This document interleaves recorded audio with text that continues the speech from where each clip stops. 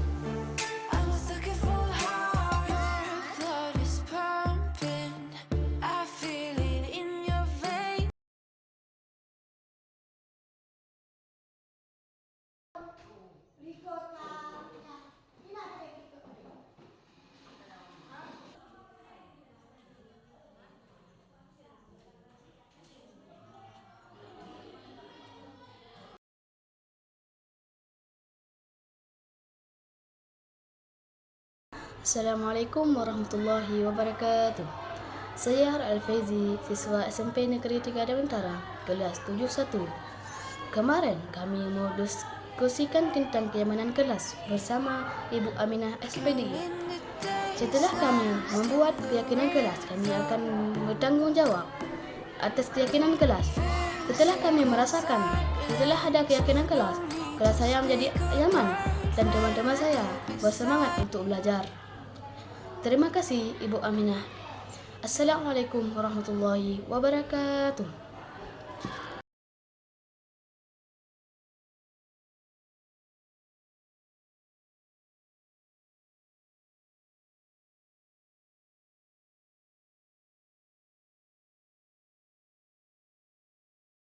Assalamualaikum warahmatullahi wabarakatuh.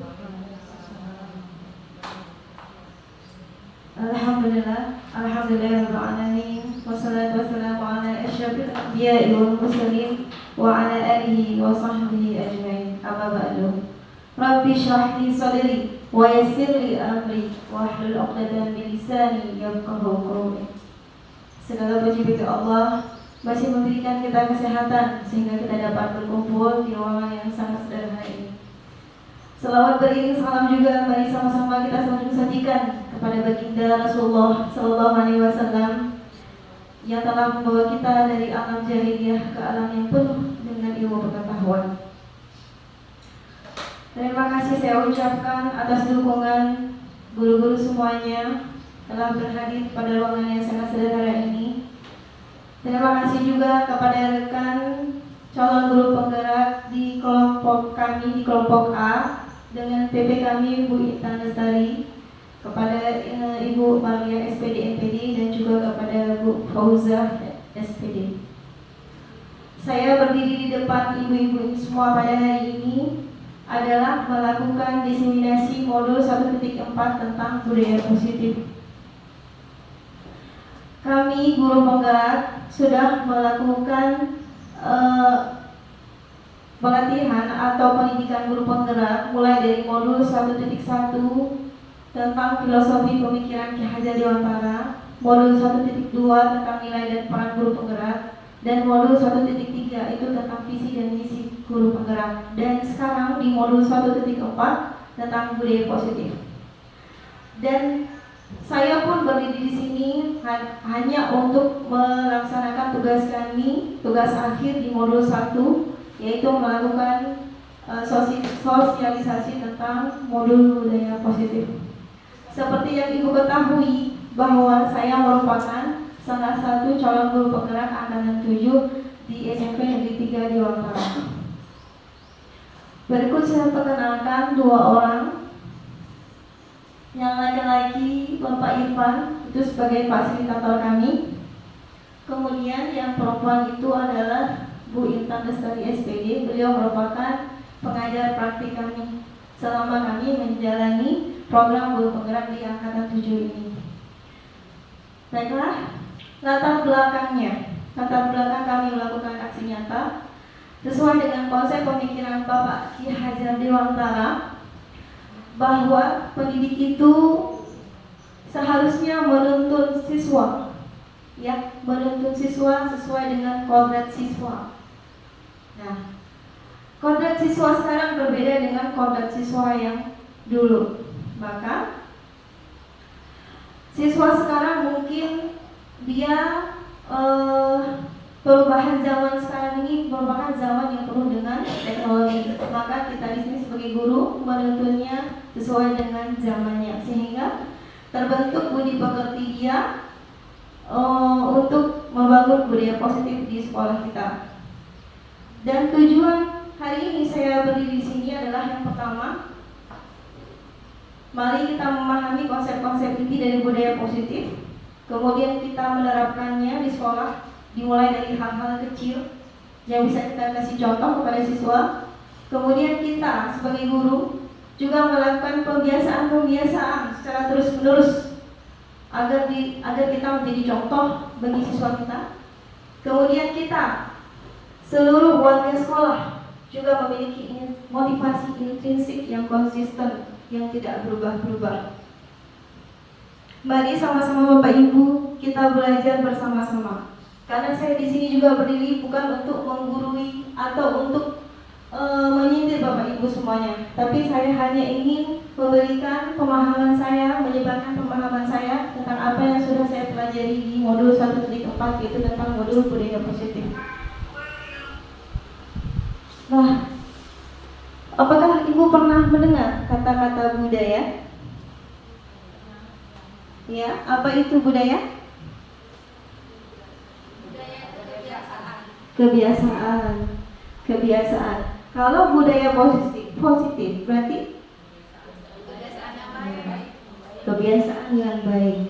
Jadi arti dari budaya positif itu adalah nilai-nilai atau keyakinan dan kebiasaan di sekolah yang berpihak kepada murid agar murid berkembang menjadi pribadi yang kritis, penuh hormat, dan bertanggung jawab dalam mewujudkan budaya positif ini. Kita sebagai guru harus berperan aktif. Ya, siapa yang mereka contohi? Kita gurunya. Tidak mungkin dia contohi tukang kebun, nggak mungkin. Kita gurunya dan dia menjadi contoh. Kita menjadi contoh baginya. Kalau dia lihat gurunya datang terlambat, dia lebih terlambat. Kalau kita datang cepat, pasti siswanya lebih cepat. Ya, seperti anak kita juga di rumah. Kalau dia lihat ibunya bangun terlambat, ya dia lebih terlambat. Kalau dia lihat ibunya malas, ya dia lebih malas, kan? Nah, konsep inti dari modul positif yang akan saya paparkan hari ini adalah yang pertama, perubahan paradigma belajar. Kemudian disiplin positif, kebutuhan dasar manusia, kemudian motivasi perilaku manusia, posisi kontrol restitusi, keyakinan kelas, dan yang terakhir segitiga restitusi. Kita bahas satu-satu. Nah, saya punya permainan. Permainannya adalah cobalah buka.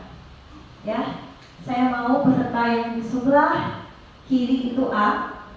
Ya, kan duduk berdua. Sebelah kiri A, ini A, ini A, ini A. Ya. Coba yang A, kepalkan tangannya sekuat tenaga. Nah, bayangkan di dalam kepala itu ada sebuah rahasia yang kira-kira Anda tidak mau orang lain tahu, saking rahasianya. Ya, bisa dikepalkan sekuatnya. Nah, coba sekarang yang B, coba Anda rayu si A ini biar kepalanya itu dibuka. Coba dirayu. Ayo rayu. Dirayu. Ingat aja, itu adalah sebuah rahasia, sangat secret. Sangat secret ya. Sudah? Dirayu nggak mau? Coba dipaksa. Paksa. Kalau tidak mau dipaksa, coba Anda sogok ya. Sogok. Kasih HP atau kasih rumah. Mau nggak dia bukan?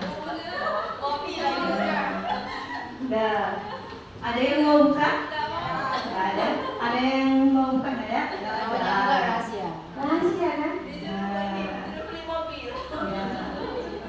Kalau diancam mau nggak kira-kira dibuka? Nggak mau dibuka. Aduh. Jadi pertanyaannya adalah kenapa A ini nggak mau buka? Karena rahasia. Kenapa B-nya mau buka? Tahu. Ingin tahu. Sekarang kebalikan. Sekarang B kepala sekolah tenaga. Yang A ayo. Balas dendam. Ya, balas dendam. Kamu nggak kasih tahu. Sekarang aku sekarang. Ya, Rayu. Sekarang ancam. Ancam. Kita lupakan ya masalah. Kamu nggak bisa lupa, tinggal lupakan masa lalu. Berarti yang disimpannya masa lalu bukan rahasia. Oke, nah. Jadi, saya ingin bertanya, kenapa Anda mengepalkan tangan? Saya tidak mau rahasia saya Sesuatu atau rahasia yang jangan tahu. Oh, jangan tahu oleh orang. Jadi sekarang saya ingin bertanya, sebenarnya siapa yang memegang kontrol? Diri sendiri kan? Kalaupun Anda dipaksa, dihabis, dicaci, dipaksa, apalagi disogok, dirayu, pasti tidak akan mau membuka. Nah, itu dia perubahan paradigma belajar. Kalau ada seorang anak, kalau dia tidak ingin ibu kontrol, dia tidak akan mau mengerjakan apa yang ibu suruh. Hei, kamu harus buat ini ya. Tapi kalau dia nggak mau, dia tetap tidak mau. Kalau dia dalam hatinya tidak mau. Nah, itu dia tentang posisi kontrol kita sekarang. Anak-anak sekarang berbeda dengan anak-anak dulu tuh. Jangan waktu ibu bermasalah sama siswa, ibu bilangnya gini, jamu dan dulu waktu saya sekolah nggak kayak gitu. Saya sama guru gini-gini, nggak gitu bu. Karena anak sekarang berbeda dengan anak dulu. Kalau seandainya ibu jadi sekarang, mungkin ibu nggak jadi ibu. Kita lanjut ya. Nah, di sini psikiater dan pendidik Dr. William Glasser dalam kontrol teori yang kemudian hari berkembang dan dinamakan choice theory meluruskan beberapa miskonsepsi tentang makna kontrol. Yang pertama, ya, ilusi guru mengontrol murid. Sekarang siswa itu kalau dia tidak mau dikontrol, dia tidak mau dipaksa oleh guru. Tapi kalau misalnya Anda bilang, kenapa kalau sama saya dia mau? Oh, itu berarti dia sedang mengizinkan dirinya untuk ibu kontrol. Gitu.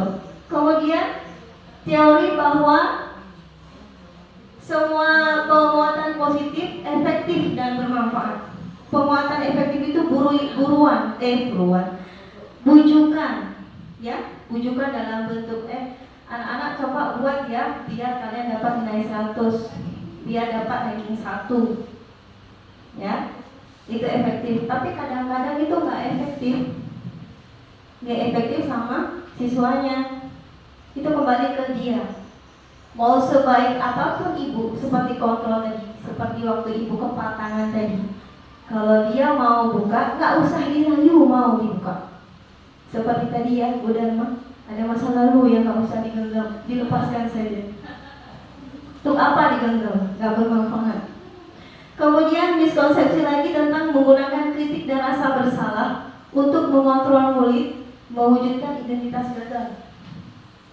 Nak, kalau kamu nggak buat nanti ibu disalahin sama orang tuamu. Atau nak, kerjakan ini, kalau nggak nanti ibu dimarahi kepala sekolah. Jadi siswa nanti merasa, oh gara-gara saya ibu ini kena marah kepala sekolah. Jadi dia menjadi identitas yang gagal. Dia tidak bisa menjadi dirinya. Seolah-olah, oh gara-gara saya ibu ini begini. Oh gara-gara saya orang tua saya begini. Ya, kemudian orang dewasa mereka percaya bahwa mereka memiliki tanggung jawab. Saking tanggung jawabnya, dia sering memaksa sama anak. Kamu sekolah biar pinter. Kamu harus rajin biar kamu ranking 1. Ya, maka dari itu tidak ada motivasi intrinsik dari siswa tersebut. Kemudian kita lanjut. Disiplin positif. Bagaimana seseorang bisa berubah dari paradigma stimulus respon kepada pendekatan teori kontrol? Bila kita ingin membuat kemajuan, perlahan, sedikit-sedikit, ubahlah sikap atau perilaku kita. Namun, bila kita ingin memperbaiki cara-cara utama kita, maka kita perlu mengubah kerangka acuan kita. Ubahlah bagaimana Anda melihat dunia, bagaimana Anda berpikir tentang manusia. Ubahlah paradigma Anda. Ya, ubahlah paradigma Anda sesuai dengan zamannya. Jadi dengan kata lain, disiplin juga mempelajari bagaimana cara kita mengontrol diri kita. Kita mau bagaimana? Kita mau seperti apa? Kontrol diri kita. Karena apa? Karena kita sebagai guru menjadi contoh bagi.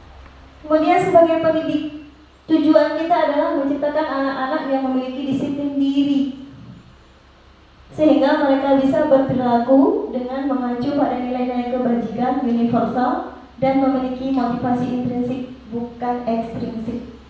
Intrinsik itu motivasi dalam diri dia. Dia mau jadi guru yang baik, dia mau jadi siswa yang baik, maka dia harus melakukan hal-hal yang baik untuk dirinya sendiri. Kemudian nilai-nilai kebajikan universal. Sekarang nilai-nilai profil pelajar Pancasila.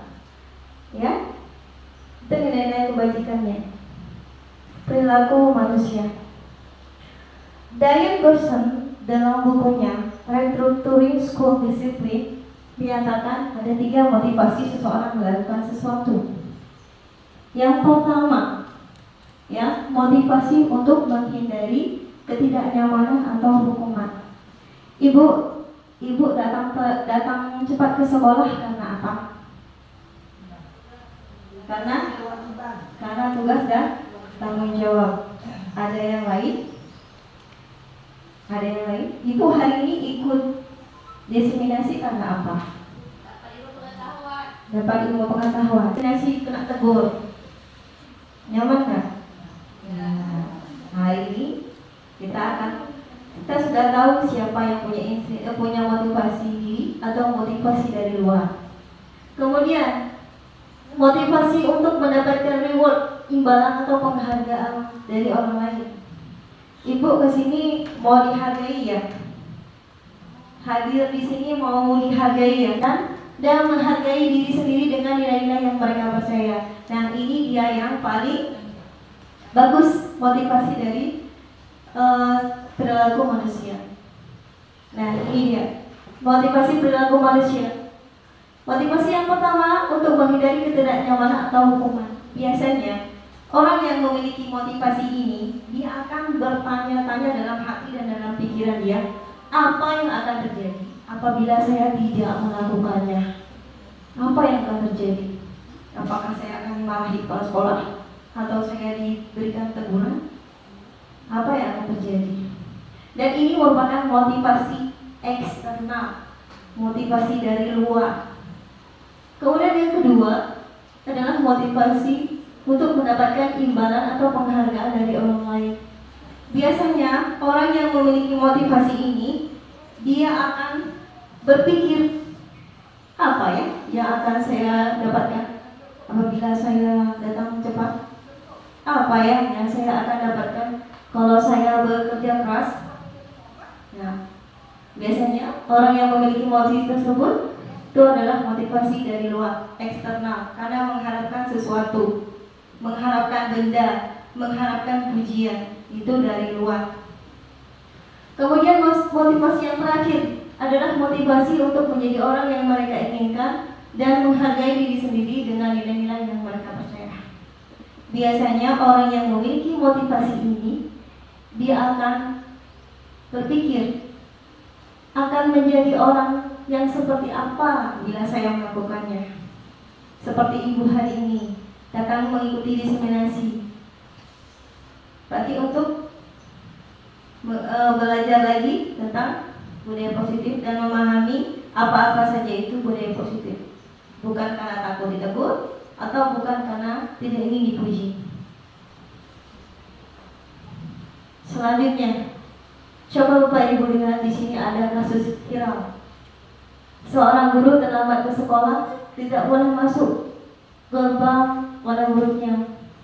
Itu gerbangnya dikunci sama siswanya, karena siswanya Kebetulan mungkin piket ya waktu itu, jadi gurunya terlambat dan dikunci dari luar.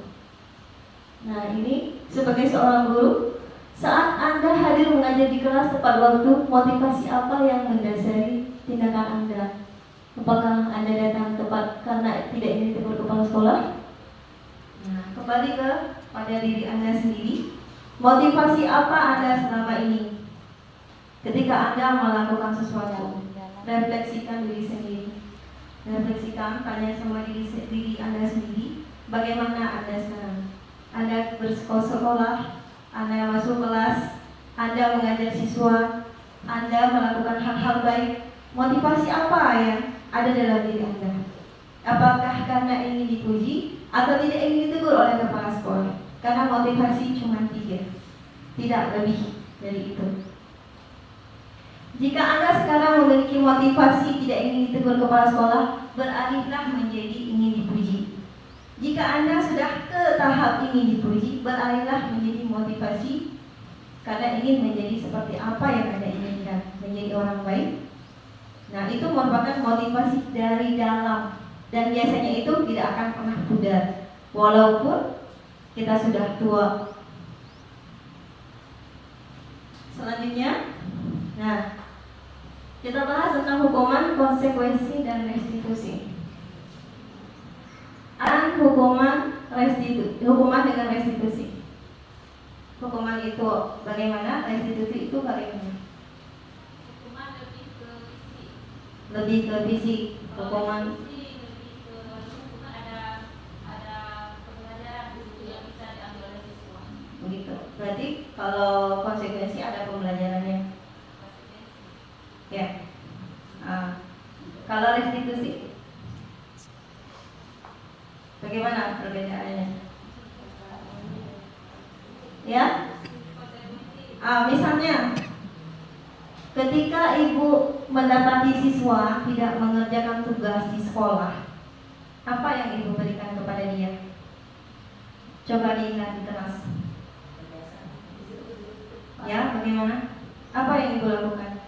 Panggil ke depan, kerjain di depan. Panggil di depan, suruh kerjain di depan. Itu hukuman apa konsekuensi? Konsekuensi. Ada lain? Misalnya siswanya cabut, bagaimana tindakannya?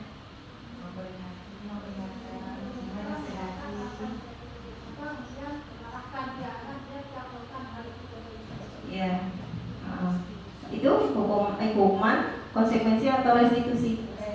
Restitusi. Ya. Kemudian kita lanjutkan. Nah, ini hukuman atau punishment adalah suatu bentuk prosedur atau tindakan yang diberikan kepada individu atau kelompok atas kesalahan, pelanggaran atau kejahatan yang telah dilakukan dalam bentuk reinforcement negatif atau penderitaan dalam rangka pembinaan dan perbaikan tingkah laku sehingga tidak terulang lagi. Coba ibu lihat gambarnya. Apa yang siswa itu? Spot jam. Kira-kira bisa menyelesaikan masalahnya? Misalnya dia tidak buat PR, ibu suruh skot jam, selesai PR-nya? Tidak. Apa yang terjadi kalau ibu suruh dia skot jam keliling lapangan 10 kali? Apakah dia menjadi baik? Apa dampaknya? Mereka menjadi pribadi yang tidak jujur. Dia malas sekolah. Kalau Anda tanya, misalnya dia buat PR, dia nggak buat PR. Kenapa nggak buat PR? Pasti dia berbohong. Nah bu, lampu ke dalam lupa. Ya, ada dia bikin tapi nggak dia bawa. Kemudian dampaknya dia akan menjadi pembangkang atau susah diatur. Kalau sering-sering dimarahi, dia susah diatur. Karena kita belum tahu apa sih kebutuhan dasar dia sehingga dia berbuat sesuatu. Kenapa dia terlambat sekolah? Bisa saja dia sebelum pergi ke sekolah dia cari uang untuk jajan dulu. Seperti kasus tadi di kelas 71, si Pak tadi datang terlambat. Saya panggil dia ke kantor. Dia takut dipanggil ke kantor. Ya, waktu saya tanya di depan kelas, dia bilang, Bu, saya malu Bu jawabnya. Ya udah nanti kita berdua saja. Jadi setelah itu saya panggil dia ke kantor, dia takut. Saya bilang, Pak Dani, tadi kamu bilang kamu mau bilang sama Bu Aminah. berdua, ayo kita ke kantor, kalau di sini banyak teman nanti didengar. Pergi ke kantor. Saya tanya, katanya kenapa tadi terlambat? Tuh saya kan tadi bukan cari kepiting dulu Bu, biasanya ada uang jajan mau ke sekolah. Jadi besok bagaimana caranya biar dapat uang jajan? Mau cari kepiting lagi, jam berapa cari kepiting? Jam 7 katanya. Jadi kalau jam 7 cari kepiting, jam berapa ke sekolah? Besok bagaimana caranya biar kamu cari kepitingnya nggak terlambat ke sekolah? Oh saya bangun jam 6 Bu, saya bangun jam 6, saya cari kepiting dulu, nanti saya jual. Hari ini kepitingnya berapa? Cuma dapat 3.000. Nah, rugi kan? Rugi dapat kepiting 3.000, kamu terlambat ke sekolah. Nah, makanya kalau ada siswa yang bermasalah, ibu cari tahu dulu apa kebutuhan dasar dia. Kenapa dia berbuat demikian? Kemudian dampaknya dia tidak menghargai guru. Kalau ibu menghukum dia, marah-marah sama dia nggak akan menghargai ibu, nggak menghargai. Kemudian dia akan kurangnya rasa percaya diri siswa, apalagi kalau dia ibu marah-marahi di depan teman-temannya. Dia merasa dirinya hancur kalau ibu marah-marahi di depan temannya. Nah, ini ada kasus Abdi kurang menguasai pelajaran matematika, sehingga pada saat pelajaran tersebut berlangsung, dia lebih banyak berdiam diri atau menggambar di buku pelajarannya. Pada saat guru matematikanya, Pak Samsul, menanyakan pertanyaan, Abdi menjadi gugup dan tak sengaja menjatuhkan tasnya dari kursi, serta tiba-tiba menjadi gagap pada saat berupaya menjawab. Seluruh kelas pun tertawa melihat perilaku Abdi yang bicara tergagap dan terkejut tersebut. Pak Samsul pada saat itu membiarkan teman-teman Abdi menertawakan Abdi yang tergagap dan malu luar biasa, dan malahan minta Abdi untuk maju ke depan dan berdiri di depan kelas sambil menunjuk hidungnya. Karena tidak bisa menjawab pertanyaan Pak Samsul, kelas menjadi gaduh dan anak-anak pun tertawa melihat Abdi di depan kelas memegang hidungnya. Menurut Bapak Ibu, apakah Anda setuju dengan tindakan Pak Samsul terhadap Abdi? Setuju? Mengapa tidak setuju? Ya, menjatuhkan mental siswa untuk belajar. Kemudian, menurut Anda, tindakan Pak Samsul terhadap Abdi adalah sebuah hukuman atau konsekuensi? Mengapa itu hukuman? Ya, mengapa itu hukuman? Karena tidak ada bimbingan, karena kesalahan dia tidak sesuai dengan apa yang dilakukan Pak Samsul sama dia. Apakah dengan berdiri di depan menunjuk hidung itu akan menyelesaikan masalahnya? Tidak. Apakah yakin besok dia akan sekolah? Karena dia malu. Kita lanjut ke konsekuensi. Konsekuensi adalah perilaku yang berfokus mengajarkan anak bagaimana bertingkah laku lebih baik ke depannya, mengajarkan tentang sebab dan akibat dari apa yang dilakukan oleh anak. Biasanya konsekuensi itu sudah direncana. Ya, misalnya ibu ketika memberikan tugas kepada siswa, ayo anak-anak kerjakan terus ya tugasnya. Kalau tidak dikerjakan nanti ibu tambah 2 kali lipat itu kerjaannya. Nah, itu namanya konsekuensi. Ya, tapi siswa merasa nyaman nggak kayak gitu? Tidak ya, merasa tidak nyaman dia dengan konsekuensi karena pelanggaran yang dilakukan tidak sesuai dengan konsekuensi yang diberikan. Kemudian restitusi. Restitusi adalah proses menciptakan kondisi bagi murid untuk memperbaiki kesalahan mereka sehingga mereka bisa kembali pada kelompok mereka dengan karakter yang lebih kuat. Restitusi juga merupakan proses kolaboratif yang mengajarkan murid untuk mencari solusi untuk masalah mereka dan membantu mereka berpikir tentang orang seperti apa yang mereka inginkan dan bagaimana mereka bisa memperlakukan orang lain. Ketika siswa kita bermasalah di kelas, ya, langkah yang paling baik untuk Bapak Ibu lakukan adalah restitusi. Restitusi itu adalah mengajarkan mereka untuk mencari sendiri permasalahan yang mereka hadapi, jalan keluarnya bagaimana. Seperti tadi kasus Pak Tani tadi. Ya, kita tanya kenapa, bagaimana, kok bisa begitu, bagaimana cara kamu memperbaikinya, bagaimana kamu akan melakukannya, kapan kamu akan melakukannya. Nah, dia akan mencari tahu sendiri solusi bagi masalah dia sendiri. Kita lanjutkan Ibu games ini. Ya, ada games. Ini hukuman atau konsekuensi ya. Tadi kita sudah mendengarkan tentang hukuman, konsekuensi dan restitusi. Sekarang ini ada games. Gamesnya mencatat 100 kali di dalam buku kalimat saya tidak akan terlambat lagi karena terlambat ke sekolah. Hukuman atau konsekuensi?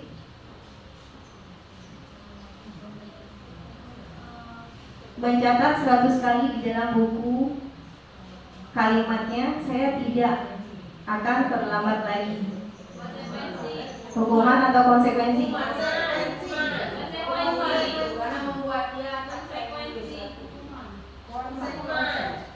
Hukuman apa konsekuensi? Hukuman. Hukuman apa konsekuensi? Konsekuensi. Ya udah, kita ambil konsekuensi. Konsekuensi. Oke, selanjutnya.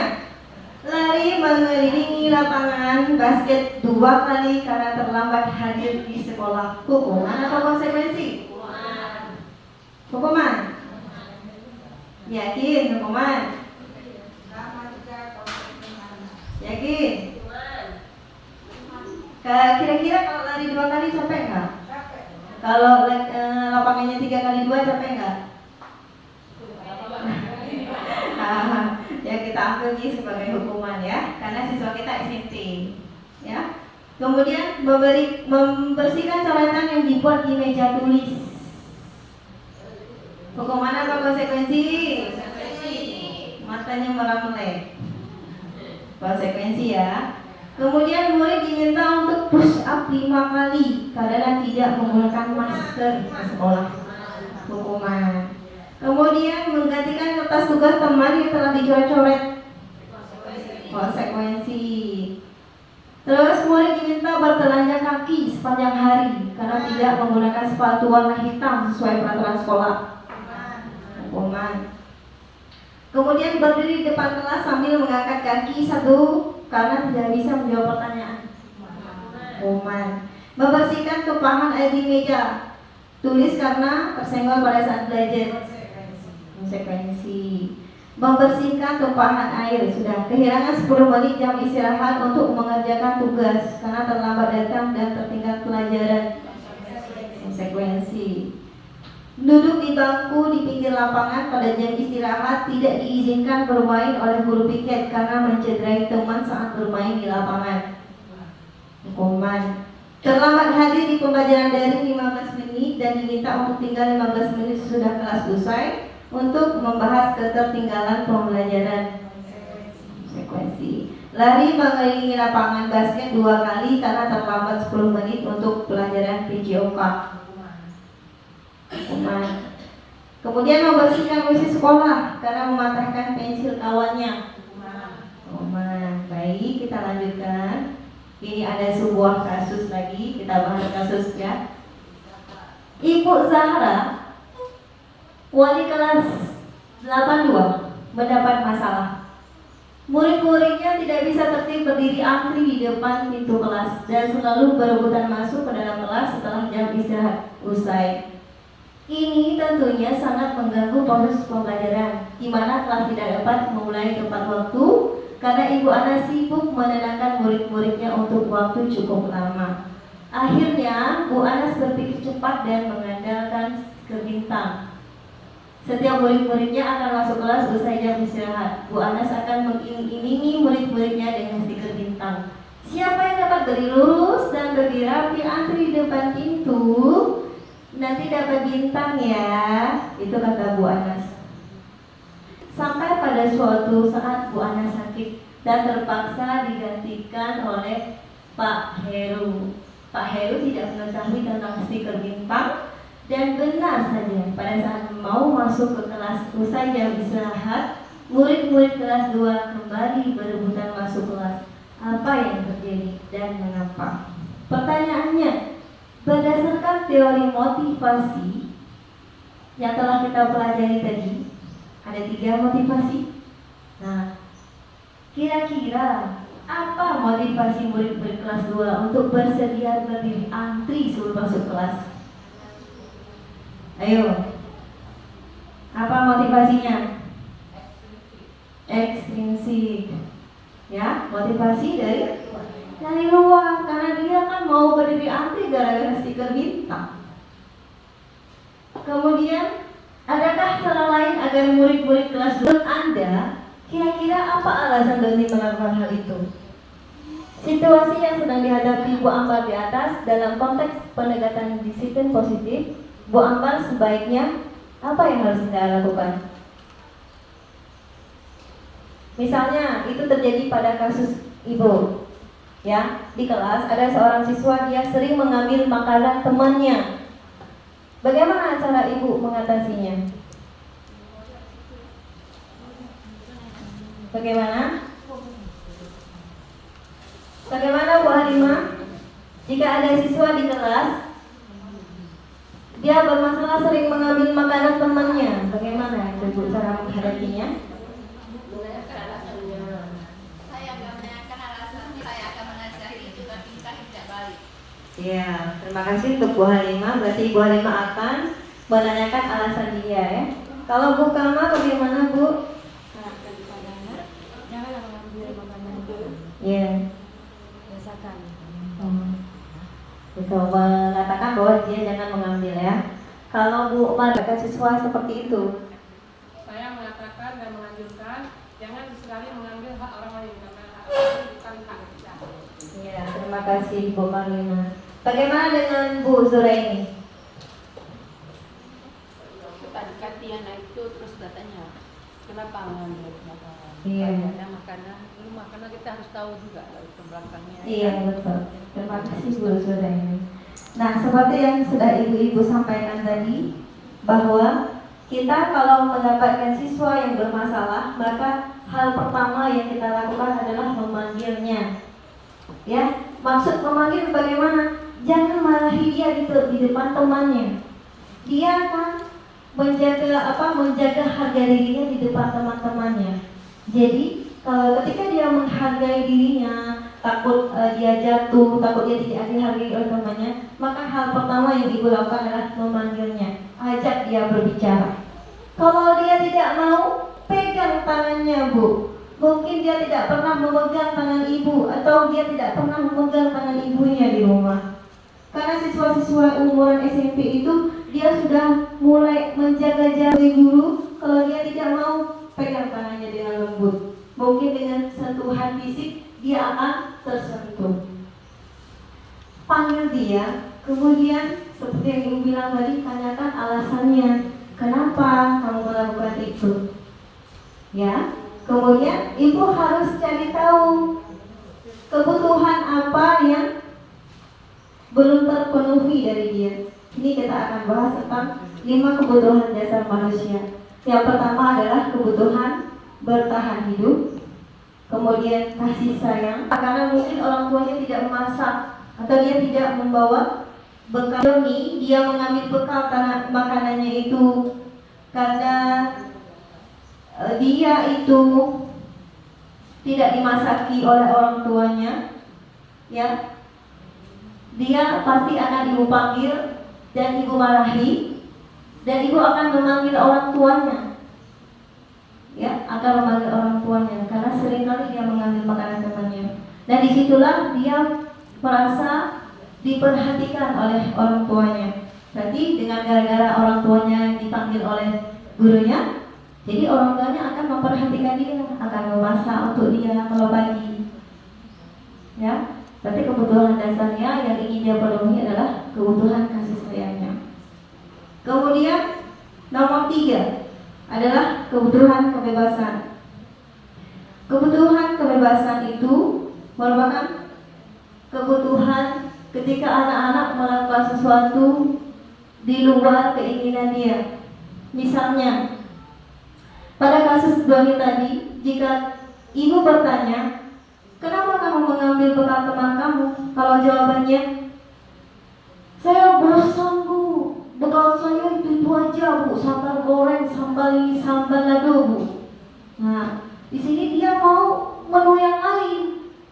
Mungkin punya kawannya ada yang geprek, ayam penyet, jangan mau.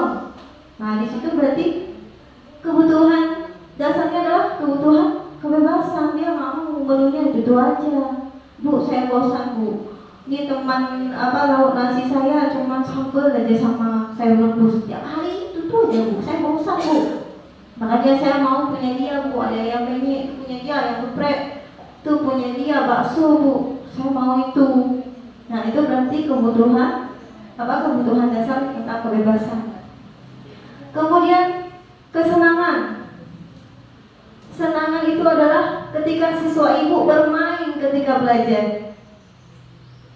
Ketika ibu menjelaskan dia bermain-main, dia colek sana, colek sini temannya di kelas. Nah, itu merupakan kebutuhan kesenangan. Kalau di kasus tadi si Doni, ketika ibu bertanya apa alasannya dia melakukan itu, apa alasannya? Karena dia ingin melihat ekspresi temannya. Ketika dia mengambil punya temannya merenggut, dia senang lihat tahu kawannya cemberut. Lalu dia mengambil lauk temannya. Kemudian kebutuhan penguasaan, ya.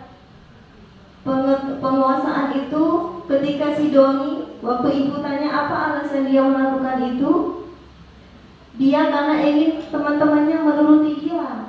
Waktu dia mengambil lauk temannya kan nggak melawan. Oh, dia berkuasa. Ambil lauknya ini nggak marah, ambil lauk itu nggak marah, ambil lauk sini nggak marah. Itu kebutuhan penguasaan yang ingin dia penuhi. Nah, ketika siswa-siswa bermasalah, jangan pernah ibu marahi langsung dia. Ibu cari tahu dulu apa kebutuhan dasar yang belum dia penuhi. Kita lanjut ke posisi kontrol restitusi. Di sini ada kasus lagi kita ya. Kasusnya Tisa dan Hana dipanggil masuk ke ruangan Ibu Yuspena. Kenapa ya? Kepala sekolah SMP Negeri 3 Dewantara, Ibu Yuspena baru saja mendapatkan pengaduan dari ibunya Tisa bahwa Hana menggunakan kata-kata kasar dan merendah-rendahkan Tisa di kelas ketika proses belajar berlangsung. Jadi kasus yang pertama. Kemudian kasus yang kedua, di kelas yang sama, Zaki jarang sekali hadir ke sekolah, dan pada saat hadir pun Zaki seringkali menggunakan kata-kata kasar dan mengejek teman-temannya. Hal ini sudah sangat mengganggu kenyamanan kelas, sehingga kelas menjadi ribut dan sukar untuk dikondisikan, sehingga kelas sebelah pun terganggu. Yang ingin saya tanyakan, bila di kelas ibu ada kejadian tersebut, kasus yang pertama dan kasus yang kedua, ya, penerapan disiplin apakah yang Anda lakukan untuk menghadapi kasus tersebut? Bagaimana itu? Misalnya di kelas ada siswa suka berkata-kata kasar, ada yang membuli temannya, bagaimana itu kasusnya? Apa yang akan Anda lakukan sebagai guru di kelas? Bagaimana Bu Jalika? Ketika ada siswa yang suka berkata-kata kasar, Biasanya anak-anak yang suka kasar dari awal sudah saya sepakati bawa cabai ini. Ya, Iya. ya. Dan bisa jadi obat. Kalau Iya. sama saya nggak ada.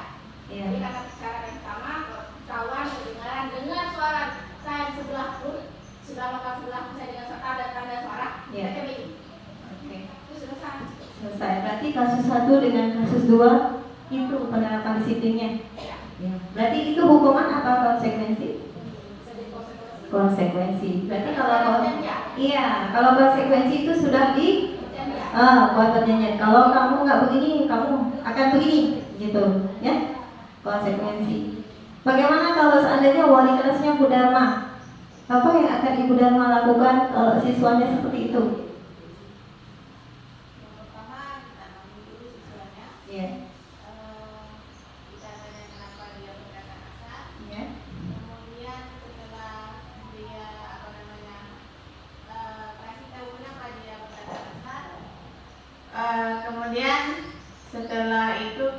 kasih nasihat bahwa berkata kasar itu tidak baik, bukan hanya merugikan dia sendiri tapi juga orang lain. Oke, terima kasih untuk Bu Dharma. Itu hampir mendekati ke restitusi, ya. Kalau seandainya wali kelasnya Bu Aisyah, apa yang akan Ibu Aisyah lakukan? Ya, silakan. Ya, Assalamualaikum warahmatullahi wabarakatuh. Ya, menurut saya hampir sama seperti Bu Dharma. Kita panggil, kita nasihati bahwa mengejek atau menghina orang lain itu tidak bagus, merugikan diri sendiri dan juga orang lain. Bahkan dapat berdampak bahwa dia akan dijauhi oleh kawan-kawannya. Terima kasih untuk Bu Aisyah. Itu juga hampir seperti saya bilang tadi ke Bu Dharma, kalau itu hampir ke restitusi, ya. Kita lanjut lagi. Nah, di sini tadi kita bahas tentang 5 posisi kontrol guru, ya. Posisi kontrol guru, ya.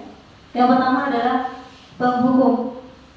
Biasanya seorang penghukum itu dari tatapan, tangan, dan suara di luar batas.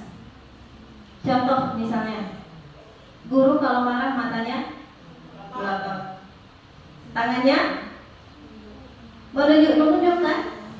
Terus gestur badannya, itu penghukum. Biasanya penghukum itu dia akan, kamu selalu salah, kamu aja, kamu selalu terlambat. Bagaimana sih kamu ini? Nah, dari bahasanya aja sudah membentak-bentak, ya. Tuh, jadinya menghardik, terlambat lagi, pasti terlambat lagi, besok telat lagi, padahal belum besok, baru hari ini. Ya, itu biasanya pemarah, kan, penghukum. Dan biasanya pun kalau murid dimarah-marahi bagaimana Bu perasaannya? Jengkel sama ibunya. Ya, kalau ibu marah, dia marah nggak? Kalau ibu marahnya 100, dia tambah 01 lagi 1000. Ya, itu penghukum, ya. Kemudian posisi yang kedua adalah membuat merasa bersalah. Ibu sangat kecewa sama kamu. Kok kamu yang gitu sih? Ibu padahal udah bela-belain kamu loh, di depan ibu kepala sekolah, di depan orang tua kamu. Itu kalau guru yang membuat merasa bersalah, suaranya halus Bu, tapi menusuk ke hati si anak. Gimana coba kalau orang tua kamu tahu kamu berbuat begini? Nah, di situ siswa akan menilai dirinya negatif. Gara-gara saya, makanya ibu guru sedih. Apalagi itu kalau misalnya kita lakukan sama anak yang dia jarang berbuat kesalahan, ya. Misalnya dia sekali-sekali dia berkesalahan, ibu berkata seperti itu, hancur dia Bu. Kalau ibu mengeluarkan kata-kata seperti itu seperti mantra tuh. Nah, apalagi kalau ada perjanjian, ya, kamu harus janji, ya, kamu harus jadi anak yang terbaik. Nanti pas dia sekali nggak melakukan hal yang ibu inginkan, ibu pasti bilang, padahal kamu kan sudah janji sama ibu nggak begitu, kok begitu? Nah, itulah kalau pembuat merasa bersalah itu lebih berbahaya dari si penghukum sebenarnya. Karena kalau pembuat merasa bersalah, si anak itu akan berpikir negatif tentang dirinya sendiri. Saya ini anak gagal, saya ini nggak bagus, saya ini. Malah dia tidak mengungkapkannya kepada ibu. Dia beranggapan sendiri, dia menghukum dirinya sendiri gara-gara kata-kata dari ibu. Kemudian posisi yang ketiga adalah posisi sebagai teman. Nah, teman ini, kalau kita sebagai guru menjadi teman siswa, ada kekurangannya. Di mana kekurangannya? Dia hanya mau dengar kita aja, guru lain nggak mau. Karena kenapa dia seperti itu? Karena dia merasa nyaman sama kita. Dia nggak nyaman sama guru lain. Misalnya dia mau mengerjakan tugas yang ibu kasih 1 sampai 10, dia mau kerjain. Karena apa? Karena ibu menganggap dia teman dan dia menganggap ibu temannya. Tapi kalau misalnya ibu menjadi seorang penghukum, itu anak jangankan 1 sampai 10 soal pun nggak mau dia tulis. Ya, biasanya kalau teman itu sering memaafkan. Misalnya ada siswa ibu nggak mengerjakan tugas, udah nggak apa-apa, bisa dikerjain ya. Itu merusak nggak bu? Merusak juga, ya, memaafkan. Sebagai guru memang kita harus memaafkan siswa, tapi kita harus mencari solusinya. Jangan seperti itu terus. Kemudian kita ke pemantau. Nah, ini pemantau biasanya dia selalu menanyakan kepada siswanya, peraturannya apa? Ayo, peraturannya apa? Kamu sudah 3 kali nggak sekolah. Kamu sudah 2 hari terlambat ke sekolah. Itu ada rincian-rinciannya, rincian ditulis. Karena kan kalau pemantau itu kan memonitor, memantau. Nah, itu posisi guru memantau. Ya. Kemudian ada manajer. Ini posisi yang kelima adalah posisi manajer. Posisi manajer adalah posisi guru berbuat sesuatu bersama siswa, mempersilahkan murid mempertanggungjawabkan perilakunya, mendukung murid agar dapat menemukan solusi atas permasalahannya sendiri. Nah, seorang manajer dia bisa memanage siswanya dengan mengajukan pertanyaan-pertanyaan seperti tadi saya tanyakan, seperti tadi yang Ibu Dharma sampaikan. Bagaimana kalau terjadi kasus itu kepada siswa Ibu? Saya akan bertanya, ya kan? Bertanya, apa alasan kamu? Kenapa kamu begitu? Ya, bagaimana cara kamu mengatasi itu? Nah, itu mengajukan pertanyaan-pertanyaan. Bukan kita yang memberikan jawaban, tapi dia sendiri yang memikirkan jawabannya atas permasalahannya. Dan posisi manajer ini adalah posisi yang paling baik untuk menumbuhkan motivasi intrinsik pada siswa kita. Ya. Biasanya dalam posisi manajer ini, seorang guru dia akan bersuara tulus. Dia akan mendekati siswa agar siswa mau jujur dan mau menjawab semua pertanyaan dari guru yang memiliki posisi manajer tersebut. Ya. Kemudian kita akan membahas tentang keyakinan kelas. Bapak Ibu, saya mau tanya, apakah Bapak Ibu pernah melakukan kesepakatan kelas bersama siswa di kelas? Pernah? Berarti Bapak Ibu mengerti sedikit ya tentang keyakinan kelas. Nah, keyakinan kelas. Kenapa keyakinan kelas bukan peraturan kelas? Kenapa harus keyakinan kelas bukan peraturan kelas?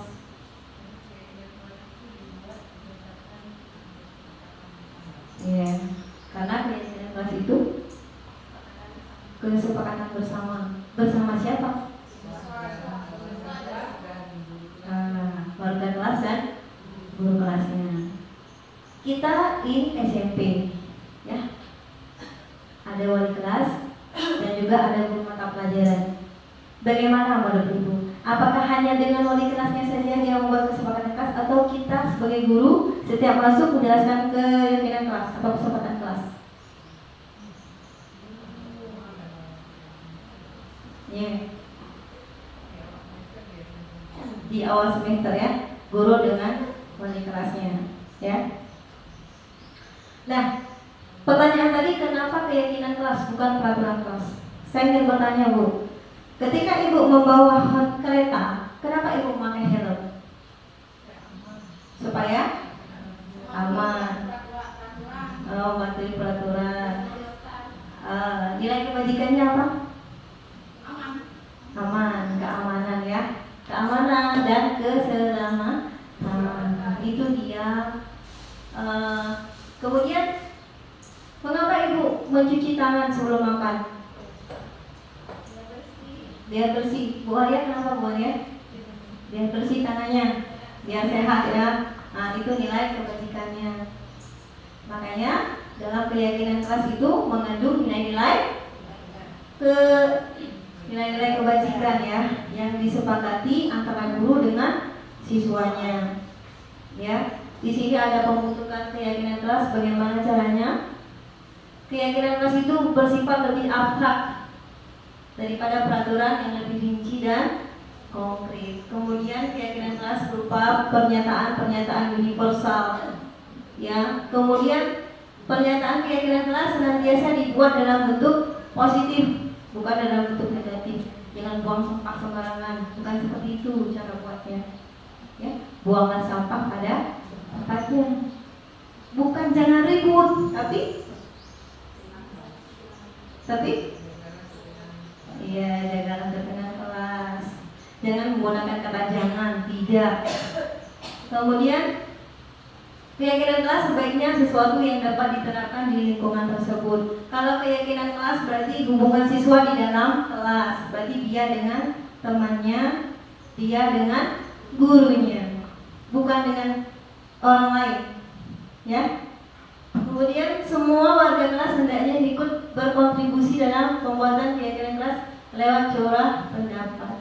Jadi semua warga kelas itu harus berperan aktif dalam membuat keyakinan kelas. Kemudian keyakinan kelas yang sudah pernah dibuat bisa kita tinjau ulang, bisa kita rubah. Peraturan itu bisa kita rubah untuk kepentingan bersama dan untuk keyakinan bersama.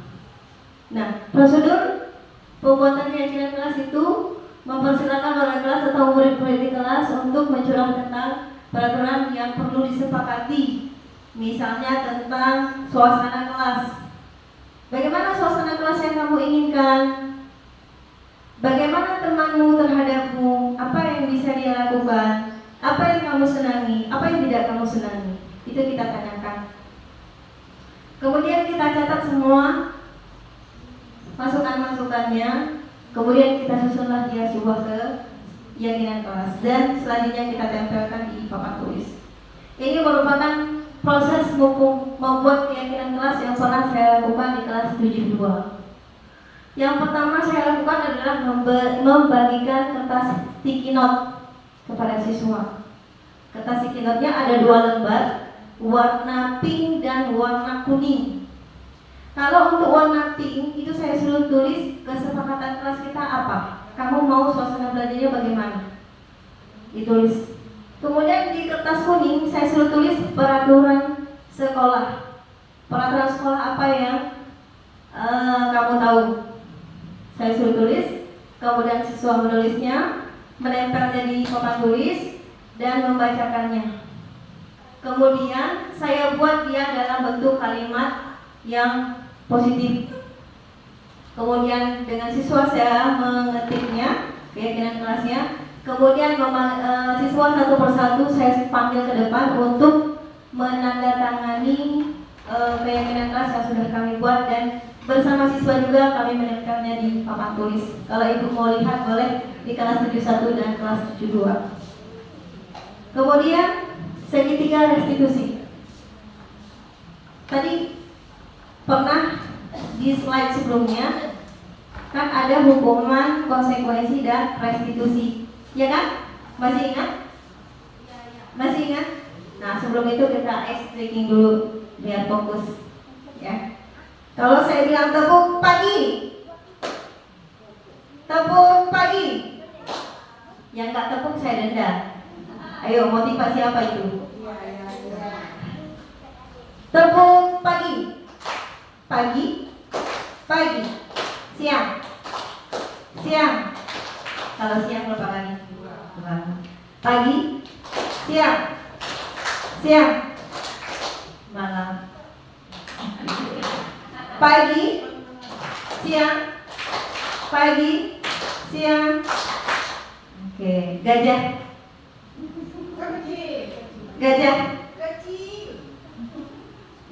Kak Marina gajah kecil apa besar, Kak? Saya dibohongi sama Kak Lina, masa gajah kecil. Kenapa bisa kecil gajahnya? Ya? Berlawanan, lawan kata ya. Oke. Bisa kita lanjut? Bisa? Bisa. Gajah makannya apa? Gajah makan apa? Hah? saja dia makan?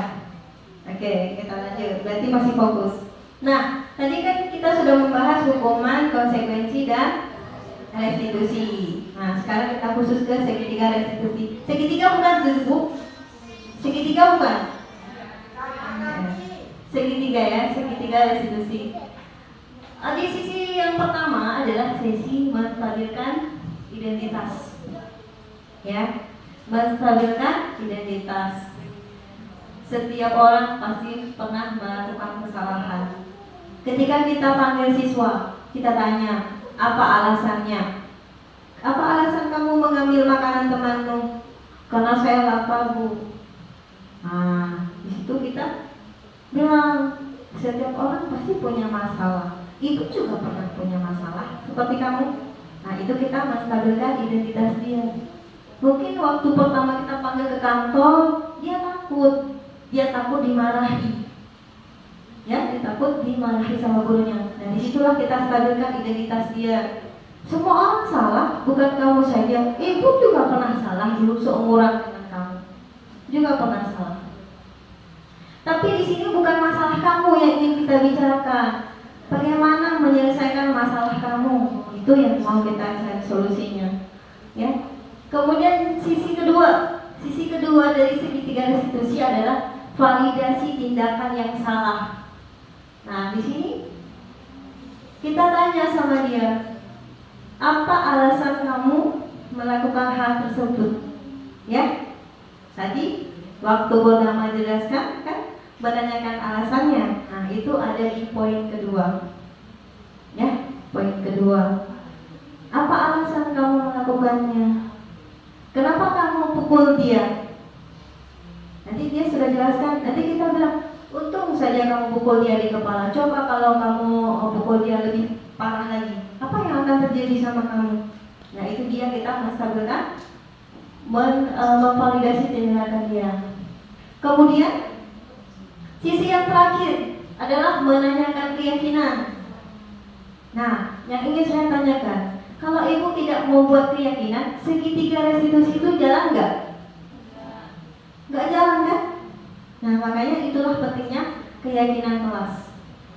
Kita buat keyakinan kelas agar segitiga restitusi kita terbentuk dengan sempurna. Ketika siswa melakukan kesalahan, kita tanya. Kalau seandainya ibu tahu dia bagaimana, nggak usah lagi sisi 1, sisi 2, langsung tanya, apa keyakinan kelas kamu? Misalnya ada siswa bajunya keluar, ya dikeluarkan bajunya. Itu ibu bisa tanya, apa keyakinan kelas kita? Kamu melanggar keyakinan enggak? Nah, dia pasti tahu, dia pasti masukin bajunya ke dalam. Bukan menegur, kenapa bajunya di luar? Ya, tapi kalau misalnya kita bilang, apa keyakinan kelas kita? Oh, dia sudah tahu. Ketika siswa ribut di kelas, kita tanya, apa keyakinan kelas kita? Ya Bu, nggak boleh ribut. Kalau ribut nyaman nggak kelasnya? Enggak Bu. Nah, nanti siswa tahu sendiri dia salahnya di mana dan dia bisa memperbaikinya sendiri. Kemudian ini di sisi 1 ya, yang sudah saya jelaskan tadi. Biasanya sisi 1 menstabilkan identitas itu tujuannya untuk mengubah identitas anak dari orang yang gagal karena melakukan kesalahan menjadi orang yang sukses. Ketika dia merasa takut untuk dimarahi, ketika kita stabilkan dia nggak takut. Dia bisa jujur sama kita. Tapi kalau dia takut, dia merasa terintimidasi ya. Nah, dia nggak jujur. Dia bisa nggak jujur sama kita. Nah, di sini kita sebagai guru bisa bilang sama dia, berbuat salah itu nggak apa-apa. Nah, Allah hanya Maha Pengampun. Nah, berbuat salah itu nggak apa-apa. Kemudian kita bisa bilang tidak ada manusia yang sempurna. Kemudian ibu juga pernah melakukan seperti itu waktu di usia kamu. Nah, dia merasa bahwa nggak apa-apa. Kemudian kita juga di sini mengatakan sama dia, ibu nggak tertarik sama masalah kamu. Ibu tertariknya bagaimana cara menyelesaikan masalah kamu. Apa yang bisa kita lakukan? Ya. Kemudian selanjutnya di validasi tindakan yang salah. Ini tujuannya adalah untuk memahami kebutuhan dasar apa yang mendasari siswa melakukan hal tersebut. Ya, di sini kita bisa bertanya, kamu pasti punya alasan kan? Kenapa kamu melakukan ini? Nah, kamu sebenarnya patut bangga pada diri kamu sendiri karena kamu sudah melindungi dirimu. Misalnya dia berantem sama teman, dia balas. Nah, kita bisa bilang, oh kamu nggak apa-apa. Ya, kemudian padahal kamu bisa melakukan hal yang lebih buruk dari ini. Ya, itu divalidasi tindakan yang salah. Kemudian kita tanyakan sisi ketiga itu adalah tentang keyakinan kelas, yaitu bertujuan untuk menghubungkan nilai-nilai yang mereka percaya. Ya, apa yang kita percaya sebagai kelas atau keluarga?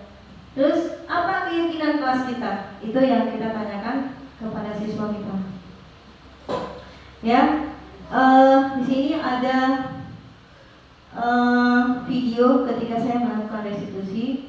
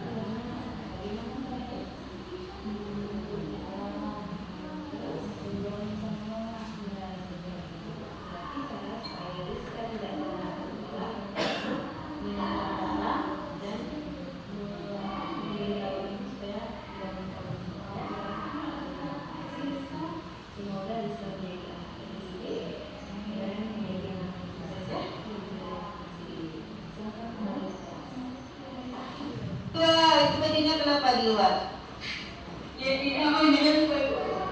Oke, assalamualaikum Zian dan Belia. Jadi kalian tahu nggak kenapa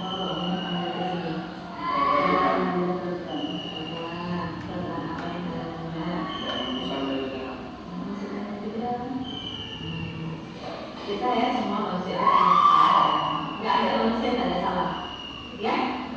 Jadi di sini bangunnya bukan menjadi kesalahan kalian, tapi bangunnya ingin menyelesaikan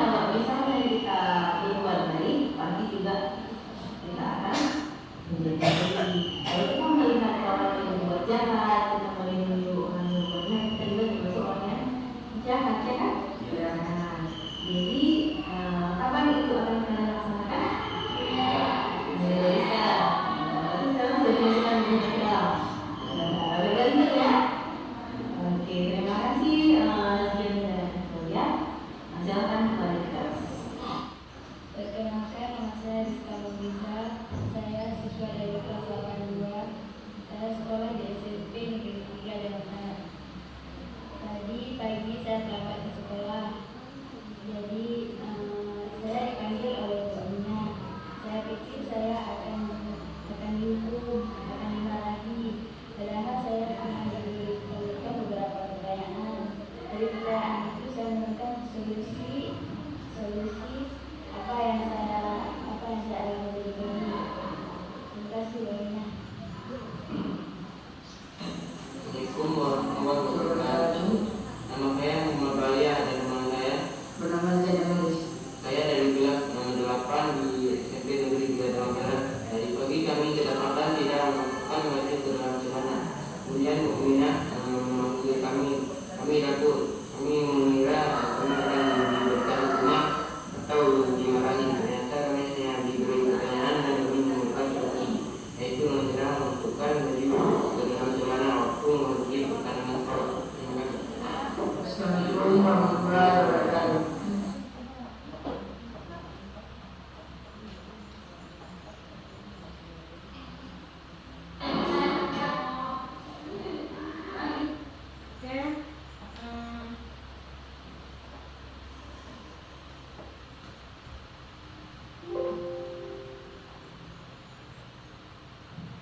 Baiklah, terima kasih.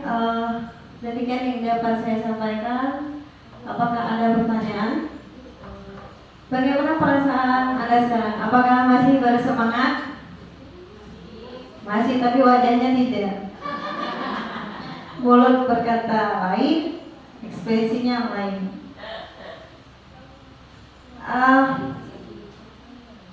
Bagaimana Bapak Ibu? Apakah Bapak Ibu mau ice breaking? Mau ice breaking nggak? Kalau mau coba berdiri di luar meja, ya, di luar meja, di lorong. Ini satu, oke. Ini sana, ya, oke. Coba pegang bahu kawannya, sana.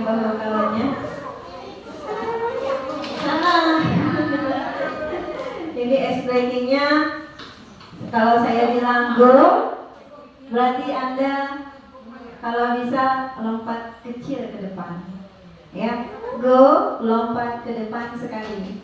Kalau saya bilang back, mundur sekali, mundur cantik ya. Ya, maksudnya lompat ke belakang sekali. Kalau saya bilang spin, itu namanya putar, ya. Iya, putar, ya. Oke, go,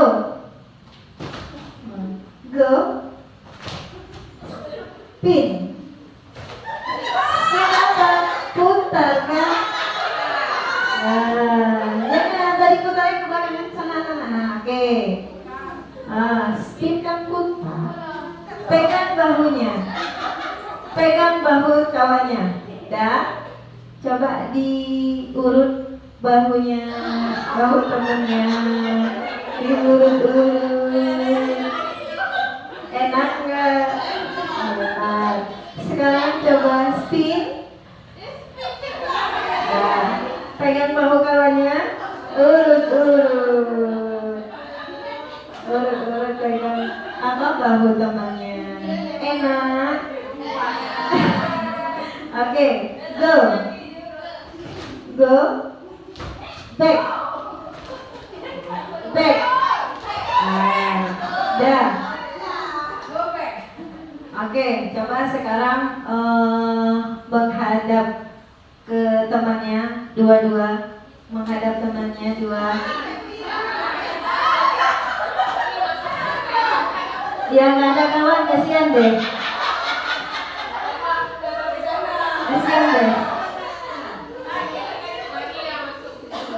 Dah, menghadap temannya. Dah, coba sebelah tangannya kan ada dua. Satu begini, satu begini. Berlawanan pokoknya. Kalau temannya begini berarti Anda begini. Harus dua-dua tangannya. Satu lagi tangannya. Gitu ya. Berarti satu tunjuk, satu jangan. Kedua-duanya. Satu tunjuk, satu jangan.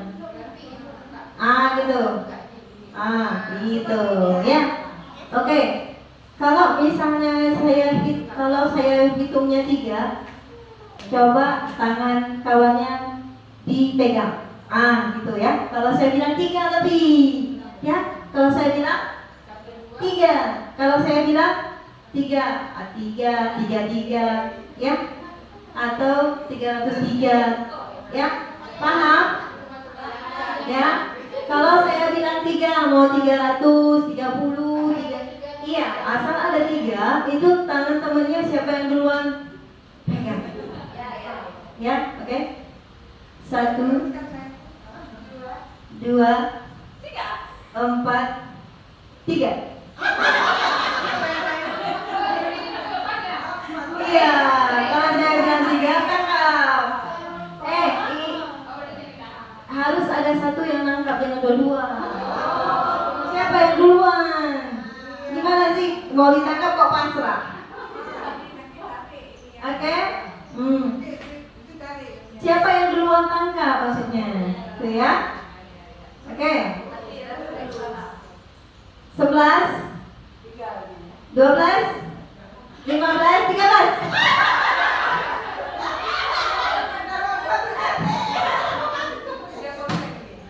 Oke, sekali lagi. Kalau saya bilang 3, siapa yang duluan ya? Oke. Sudah. 2, 1. Udah. 2, 1, 2, 2, 25, 27. Belum. 1, 5, 3.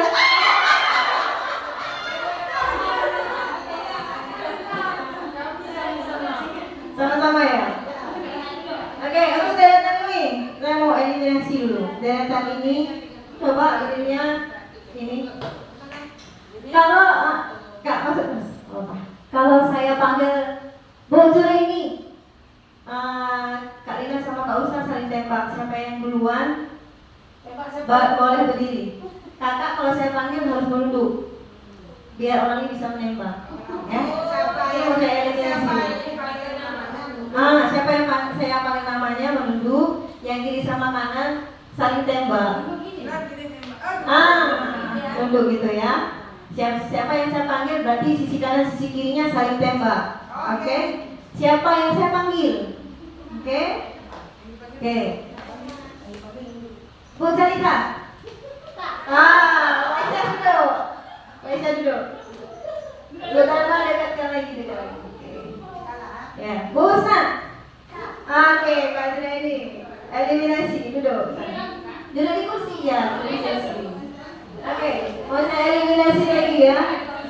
Ya. Kak Jalita. Oke, Dewi duduk. Dah, kesini lagi. Kak Husna. Oke, duduk. Kak Husna belum? Dah. Ini kamu belum. Dah. Kak Jalita. Nggak ada pelurunya, nggak ada suara. Dua-duanya ada. Eliminasi dua-duanya. Pelurunya nggak ada. Oke, ini sekarang ya. Bu Kamaria. Maria duduk. Bu Maria. Yang nggak ada pelurunya. Nah, dekat lagi. Ini siapa yang duluan nih? Kak Fauza sama Bu Ira ya? Iya, Bu Ira. Kalau misalnya tembak jangan dibom aja. Bu, Kamaria. Kak Fauza nggak ada suara. Ya. Oke, sekarang yang deretan itu Dewi. Marina, duduk. Oke, Suwaiba. Oke, Dewi. Dan sekian sosialisasi. Apakah ada pertanyaan, Bu? Apakah sudah mengerti atau tidak mengerti?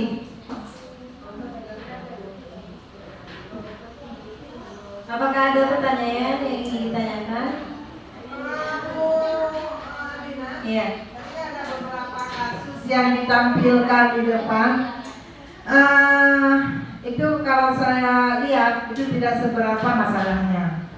Tapi kalau ada anak seperti kita beri contoh aja Fauzan, Salman, ya kan?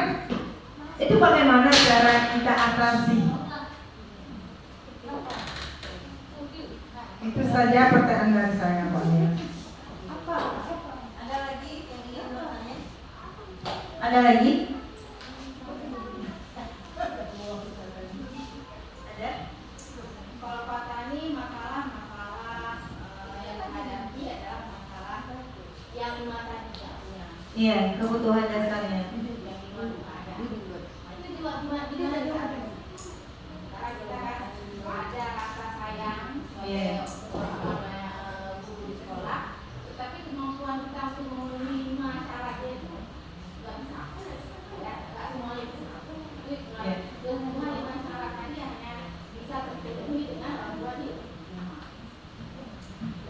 Kalau kasus Fauzan anaknya kalau kita bilang anaknya cuma 4. Iya. Iya. Kemudian Anwar sisi lebih kecil derajatnya ya, kembangkannya dibandingkan dengan si Fauzan. Misalnya kalau si Anwar kayak kemarin pada orang tua IT, kan, dengan tua Wauro, itu juga masalah bagi kita. Iya. Ini sama kita sama-sama melihat. Iya. Iya. Ada lagi? Ada lagi yang ingin bertanya? Bu Maria ada pertanyaan? Bu Marlina? Atau ingin menjawab? Saya ingin menambahkan sedikit. Iya. Ya, bagaimana cara solusi yang terbaik untuk anak-anak yang seperti demikian? Seperti disebutkan tadi. Kalau Bu Dewi? Ada? Bu Mama? Kalau saya anaknya sering tidur. Yang sering tidur di kelas. Berarti kebutuhan dasarnya apa tuh Bu? Kalau nggak tidur, dia sering tidur di kelas? Di kamar. Apa itu? Ini pengaruhnya ini.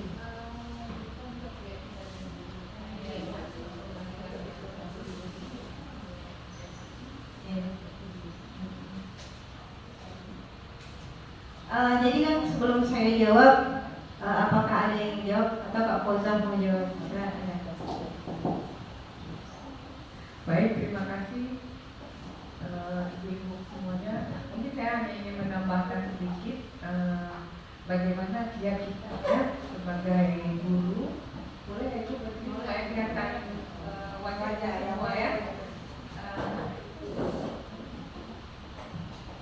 Sebelumnya mohon maaf juga saya bukannya sudah pengalaman sekali, tapi mungkin ada sedikit praktik baik yang sudah saya terapkan. Cuma kita berbeda tingkatan saja ya Bapak Ibu. Kalau saya di SMA mungkin anaknya sudah agak lebih dewasa.